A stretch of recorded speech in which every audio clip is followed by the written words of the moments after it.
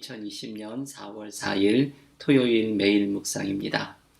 다 함께 새 찬송가 278장, 통일 찬송가 336장 1절과 3절을 찬양하겠습니다. 여러 해 동안 주 떠나 세상 연락을 즐기고 저 흉악한 죄에 빠져서 주 은혜를 잊었네. 오 사랑의 예수님, 내 맘을 곧 엽니다. 곧 들어와 나와 함께하며 내 생명이 되소서. 홍포를 입은 구주는 가시면류관 쓰시고 저 십자가 높이 달리사 그 아픔을 참았네.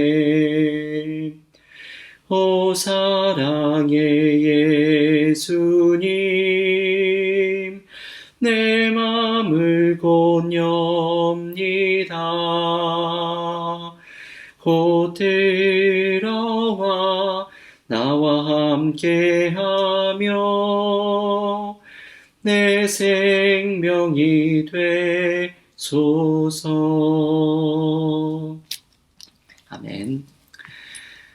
오늘 전교인 성경 통독 9주차 열왕기상 7장부터 11장을 읽으시는 날입니다. 오늘 매일 묵상에서 함께 묵상하는 하나님의 말씀은 열왕기상 8장 29절에서 34절의 말씀입니다. 열왕기상 8장 29절에서 34절 봉독하겠습니다.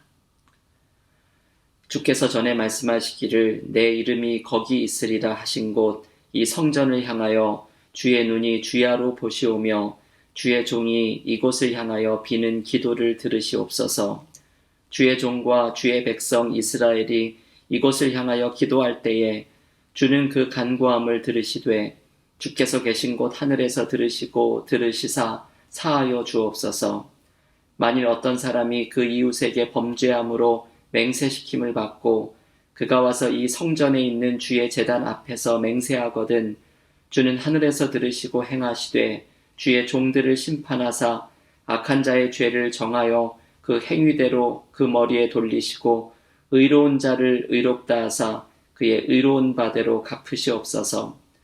만일 주의 백성 이스라엘이 주께 범죄하여 적국 앞에 패하게 되므로 주께로 돌아와서 주의 이름을 인정하고 이 성전에서 주께 기도하며 간구하거든 주는 하늘에서 들으시고 주의 백성 이스라엘의 죄를 사하시고 그들의 조상들에게 주신 땅으로 돌아오게 하옵소서. 아멘. 하나님의 말씀입니다. 오늘 전교인 성경 통독의 본문은 솔로몬에 대한 이야기입니다. 솔로몬의 업적 중에서 가장 중요한 것은 예루살렘 성전을 건축한 일이지요. 오늘 함께 묵상하는 본문은 솔로몬의 성전 봉헌식의 한 부분입니다. 솔로몬은 성전을 완공하고 하나님께 간절한 기도를 드립니다. 오늘 솔로몬의 기도에서 우리는 두 가지의 중요한 메시지를 발견할 수 있습니다. 첫째, 성전은 하나님의 임재의 상징이라는 말씀입니다. 하나님께서는 물론 성전에만 계시는 분은 아닙니다. 하지만 하나님은 성전에 당신의 임재를 보여주시겠다고 약속하십니다. 오늘 본문 29절 말씀을 한번 댁에서도 함께 읽겠습니다. 열왕기상 8장 29절입니다. 주께서 전에 말씀하시기를 내 이름이 거기 있으리라 하신 곳 이 성전을 향하여 주의 눈이 주야로 보시오며 주의 종이 이곳을 향하여 비는 기도를 들으시옵소서. 아멘. 여러분, 이 말씀이 참 중요한 말씀입니다. 하나님은 하나님의 이름을 성전에 두시겠다고 말씀합니다. 하나님의 이름은 하나님의 존재를 의미하지요. 하나님의 이름을 두시는 곳인 성전은 곧 하나님의 임재가 약속된 특별한 장소입니다. 지금 29절은 계속해서 성전을 향하여 주의 눈이 주야로 보시오며 라고 말합니다. 성전은 하나님께서 주야로 곧 아침 저녁으로 우리를 바라보고 계시는 곳이라는 의미입니다. 우리가 성전에 나와서 기도하기만 하면 아침 저녁으로 우리를 보시는 하나님께서 기다리셨다는 듯이 우리를 만나 주시겠다는 약속입니다. 여러분, 이 말씀이 요즘에는 어떻게 적용될지 궁금하시지요? 요즘처럼 예배당에 나오지 못하고 인터넷으로 예배를 드려야 하는 상황에서 성전에 임하셔서 만나 주시겠다는 하나님의 이 약속을 어떻게 이해해야 할까요? 예수께서는 마태복음 18장 20절에서 두세 사람이 내 이름으로 모인 곳에는 나도 그들 중에 있느니라 말씀합니다. 주님은 한두 사람이라 하더라도 함께 모여 예배드리는 그곳이 주님의 임재가 있는 곳이라고 말씀합니다. 사도 바울은 고린도전서 3장 16절에서 너희가 하나님의 성전이고 하나님의 성령이 너희 안에 있는지 알지 못하느냐 말합니다. 성전은 곧 다른 어떤 장소가 아니라 바로 믿는 자들인 내가 성전이라는 것이지요. 그래서 우리는 요즘 예배당에 비록 나오지는 못하지만 가족과 예배드리는 그곳에서 내 안에 함께 하시는 성령이 있는 그곳에서 하나님의 임재를 느껴야 합니다. 여러분, 이 말은 우리에게 요즘 우리의 신앙생활의 진지함을 더욱더 일깨워주는 말입니다.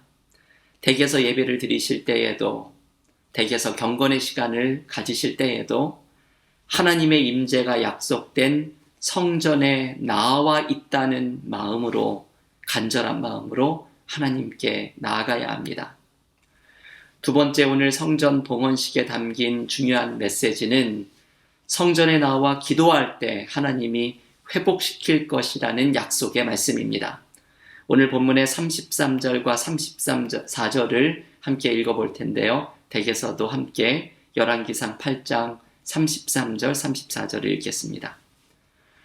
만일 주의 백성 이스라엘이 주께 범죄하여 적국 앞에서 패하게 되므로 주께로 돌아와서 주의 이름을 인정하고 이 성전에서 주께 기도하며 간구하거든 주는 하늘에서 들으시고 주의 백성 이스라엘의 죄를 사하시고 그들의 조상들에게 주신 땅으로 돌아오게 하옵소서. 아멘.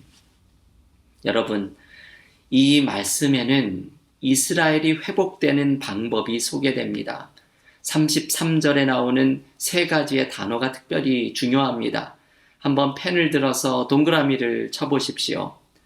돌아와서, 인정하고, 기도하며, 이 세 단어입니다. 이 세 가지는 회복을 위한 3단계라고 이야기할 수도 있습니다. 먼저 주께 돌아와서입니다. 돌아간다는 것은 회개한다는 것을 의미하지요. 자신의 악한 길에서 회개하고 우리를 기다리시는 하나님께로 돌아가는 것입니다. 둘째, 주의 이름을 인정하고입니다.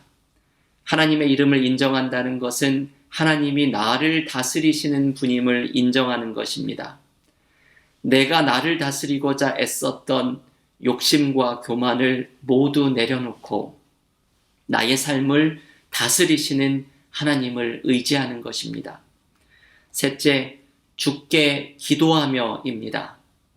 하나님께 나와 간절히 기도하면 하나님께서 삶의 모든 묶임을 풀어내고 회복하실 것이라는 말씀입니다. 여러분, 이것이 오늘 본문이 알려주는 회복의 비결입니다. 우리의 죄를 하나님 앞에 회개하고 하나님을 인정하고 하나님께 간절히 기도할 때 하나님은 하늘에서 들으시고 우리의 삶과 이 땅을 고쳐주시는 회복의 은혜를 베풀어 주십니다. 교우 여러분, 오늘 이 말씀은 요즘 우리에게 얼마나 필요한 말씀인지 모릅니다. 코로나 바이러스로 수많은 사람들이 어려움 속에 있지만 이것을 회복할 수 있는 방법은 하나님께 돌아가 회개하고 하나님을 인정하고 하나님께 기도할 때 우리의 삶에 회복의 역사가 일어나게 될 줄을 믿습니다.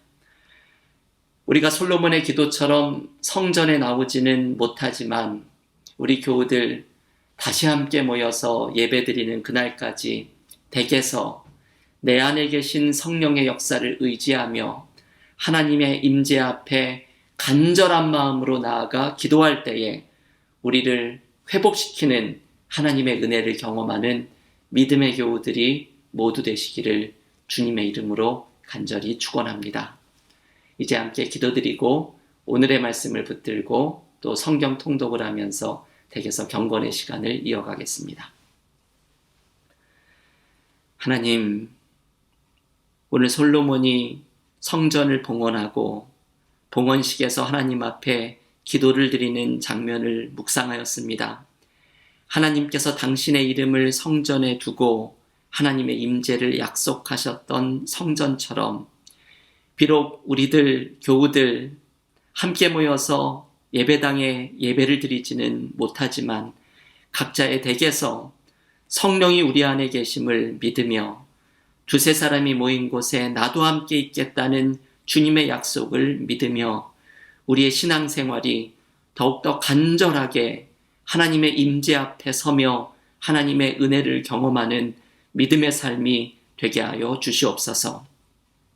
오늘 솔로몬의 기도를 통해서 회복의 방법을 알려주셨습니다.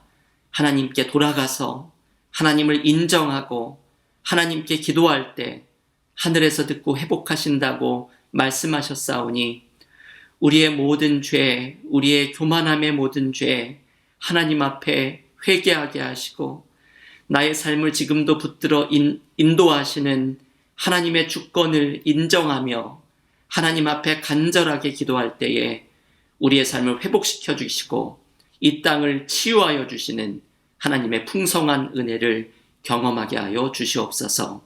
이 모든 말씀 예수님의 이름으로 기도하옵나이다. 아멘.